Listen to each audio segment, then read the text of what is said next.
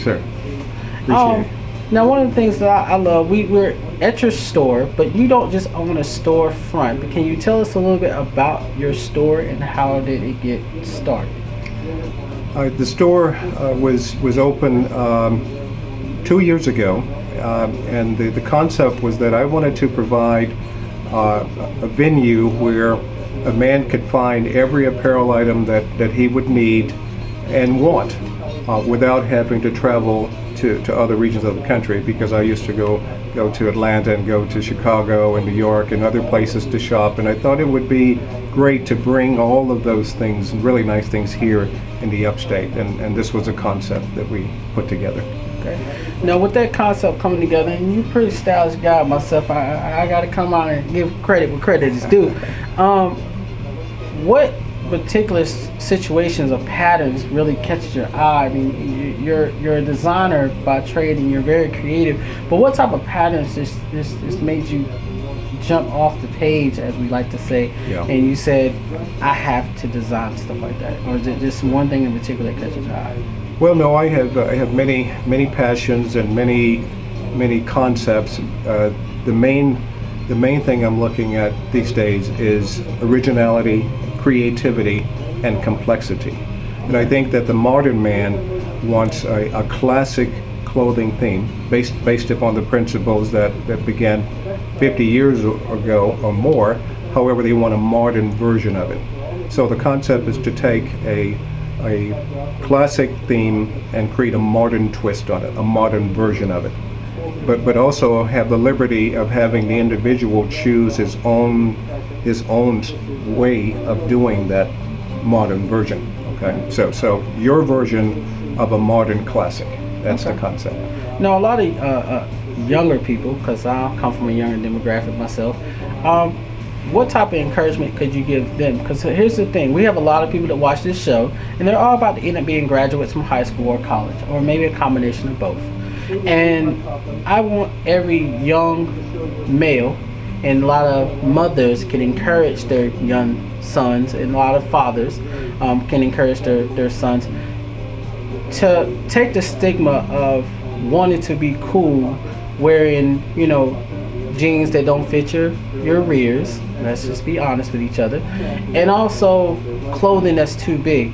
What kind of encouragement could you tell those parents to allow these young children that, like I said, coming out of high school and college, in a combination, sometimes some parents are getting both right now, that you can actually let them know that what you guys offer and how that they can transcribe their fashion sense to complete with the executive corporate world? Yes.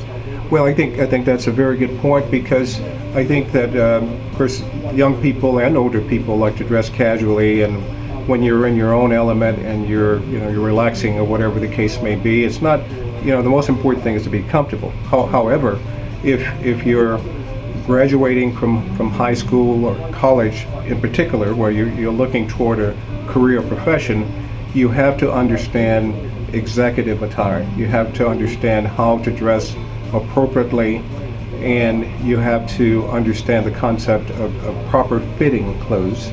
Okay. The fit is important if you're in the corporate world, and you have to wear clothing that is appropriate for your environment. In order to be upwardly mobile, work your way up the corporate ladder, you cannot go against the grain. You have to excel, and you have to be the best dressed person you can be, because your presentation, no matter whether it's your speech or your ability to be charismatic or communicate, are all important, but your dress is extremely important. And if you don't show that you know how to dress appropriately and to wear appropriately fitting and attired presentations, you're actually going to hinder your ability to go as far as you can go. Okay. It's extremely important. Now, one of the things, a lot of individuals, especially where I was raised and how I grew up at one point in time, they feel that buying a great styling of clothing or executive style of clothing should cost what most people call an arm and a leg these days. Do you know for a fact, or can you express that you can wear great clothing without killing what most parents say, their pocketbook? Because Yes. we do have a situation where whatever environment you came from does not determine the environment that you are willing to be in your career. And a lot of individuals feel that they don't have the money sometimes to come from that. But can you share a little bit of stating that, the environment of your clothing does not have to show how much you paid for it? I mean, you don't have to buy your clothes from, if you can buy Versace, go ahead and knock yourself out. But if you can't afford Versace, can you give us a little bit on the inside of that? Yes. Well, high quality apparel is relatively expensive, but the key word is relative. Certainly there are price ranges and price points that you should look for, and you look for things that you can afford. But it's more important that you choose appropriate items no matter what the price range is. And if you don't try to buy apparel that's out of your range, because it's just not going to help you if you can't afford the item. But if you buy something that has a reasonable quality and it fits well, it will look really good on you. So the fit is more important quite often than how much you pay for an item. So you look for things that you can afford, but you make sure that it fits you well. If it doesn't fit well, if you buy it off the rack, if it doesn't fit well, have it altered. Okay, and then make sure that you have the appropriate accessories, because the accessories ultimately make the outfit. Okay. Now, with a lot of clothing attire and executive attire that you can get out these days, I want to first come out and say that if you can't afford to buy the clothes, I always say the man makes the clothes, not money. How much money you make defines what you put on, because you can wear something that's Versace or something that's very, very expensive and look really crazy in it. So my friend here at Dr. Arthur Smith and his store, Arthur Smith Clothers, you have a few things in your store that won't really cost a lot of people any major money. So just the ensemble that you have on right now, can you kind of explain what you have on right now, so that way our young viewers out there, especially our parents that are watching, will be able to not only know that you are a executive distinctive man of clothing, but also know that you can dress to your needs. And when I say that, it means if you can't afford to go buy gallon belts every day, you don't have to be ashamed to buy your clothes from somewhere else. You just have to understand where you're buying your material and your clothing from, is that you can do what you need to do, meaning you can still look great and go land that business job or dress for the job that you're trying to go get. That's right. If you do that, you can set yourself out of the pack of the bar, because if you have a great resume, a nice reference letter, if you don't dress well for that interview of your choice, that could knock you out of getting that job of your dreams. So if you could actually explain a little bit what you have on, myself and my viewers would really love to see this. Well, I have on an A. Smith Clothier's 2-button single-breasted suit. I would call this standard business attire. Okay. The 2-button suit has the longer lapel, so for those of us who are not 6'5", we need Sorry, to. ladies and gentlemen, I didn't get it from my parents. It's okay. We don't have to be, right. But we can dress in a manner that makes us look our best, and to show off, our best qualities. Okay. So the 2-button single-breasted suit, classic business attire. Ideally, you should have nicely matched dress shirt. As you can see, the shirt I'm wearing here would be the medium spread collar, a classic collar, been around for 50 years. Okay. And it's not fancy, and it goes with any tie. You can wear this with a necktie or bow tie, so it's versatile. Ideally, as you can see here, the length of the shirt should extend beyond the length of the coat, as I'm showing you here, so you can show part of the shirt. Okay.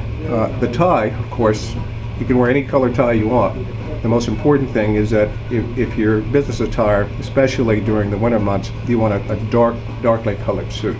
Okay. However, you can choose a lighter suit, but the dark suit is more perennial. In other words, you can wear that year-round, so it's more versatile. Okay. It's not necessarily seasonal, and you can choose any tie that you think is appropriate, but you have to have a tie with the suit. Okay. Last but not least, the pocket square. Okay. pocket square is standard attire. And if you don't have a pocket square, you're not fully dressed. Okay. You're not fully dressed. It's just that simple. It's an essential piece of apparel, and the most important thing about the pocket square is the least expensive part of your whole ensemble. It's extremely important, though. The other thing I want to say is that you should never feel like you're overdressed for anything. Okay, so you dress the way you think you're supposed to dress the way you feel for any event. Don't ever feel overdressed, and always dress for the job you want or the job you have. Okay. It's crucial. I believe in that as well, Dr. Smith, because a lot of times if you actually dress the part, whether you're interviewing and you actually land that job, you won't really feel like you fit in without dressing the proper way for the job. Now, they put out there that you are a doctor as well. Could you explain a little bit about your practice? Yes. I'm a neurologist. I've been a neurologist for 25 years. I have a private clinic here in the upstate, South Carolina, and but for 40 years, I've been a clothing enthusiast, and I've been someone who's been very interested in fashion. So this has always been a passion of mine. And my practice is still active. I'm still, promoting patients, taking care of patients. So I haven't stopped performing that profession. But I think we're all versatile enough to do more than one thing in life. I think the most important thing is that whatever you do it your best. Be the best. Okay. So I plan to be the best clothier, just like I feel like I'm one of the best physicians, neurologists in my area as well. Okay. So the most important thing is be your best no matter what you do. Okay. And I believe that I try to be my best when I bring you guys a lot of great projects, especially this show right here. That I do what I have to do. Like I said, I get to see a great fashionista of Dr. Smith, so I try to see what I can do to compete a little bit. I dress pretty good myself. I try to do what I can. Is there any other major advice that you could give any, not just a young person? I realize that we have a great young demographic watching our show, but anybody in particular when it comes to following their dreams and understanding what they're doing starts in a foundation of taking themselves to a point to get where they want to be. Yes. Well, I think the most important thing is dream big, and never ever believe that there's something you can't do. You have to create a vision in your mind of what you want to accomplish, and believe that if you can see it in your mind, it can be done. After you create that vision, you focus all of your energy and determination on accomplishing that goal, and you never ever give up. Never ever quit. Because the only thing that can keep you from accomplishing your goal, the only person that can do that is yourself. That is true. And those are words of wisdom that I've gotten embedded in me over years from my mother, my father, grandparents, and so forth down the line. That if there's something that you are willing to do strong enough, you fight hard, however many hurdles you have to jump over will get you to that place that you need to be and beyond. So right here, one executive to the next. I want to thank you for the time taking out of your schedule, sir. This right here is your boy Twright. If you're in the area, Easley, South Carolina, or in the upstate of South Carolina, come see my friends here at A. Smith Clothers. They will style you in some of the best clothes that money can buy. And if you need that help to land that great job interview, us guys, come and get it. And ladies, I know y'all watch it too. Encourage your man to come and get him a nice fitted suit. He's gonna have to look great for you too.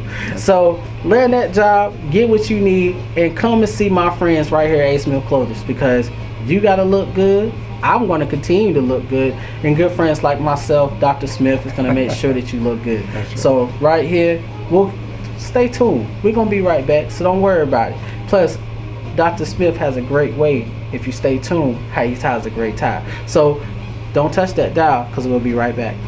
All right.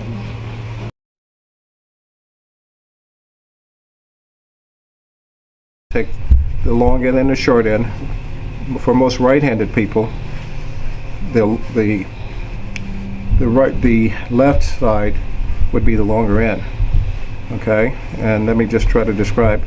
Cross it over, You have two ends. You bring the longer end over and then under, and you're beginning to form the knot. Okay. After you're creating a triangle, you bring the long end over again and under again. So you're making it a tighter knot, if you can see that, and you see a perfect triangle. And then you want to form the ultimate loop. You cross that over and then under, and then you take the longer end and you pull it through the loop that you created. Okay.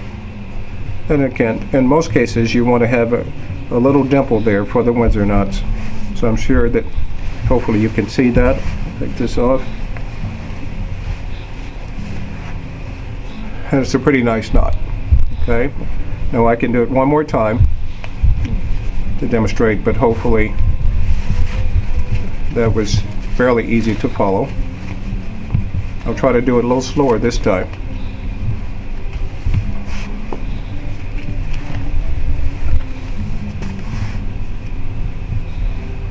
The longer end over and under. You're forming your triangle over again, under. Okay, and then over and under again. Okay, and then you form your knot, cross it over and under.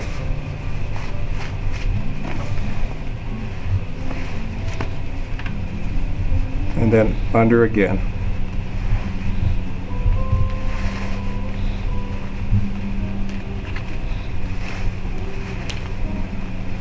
And of course, try to create your dimple.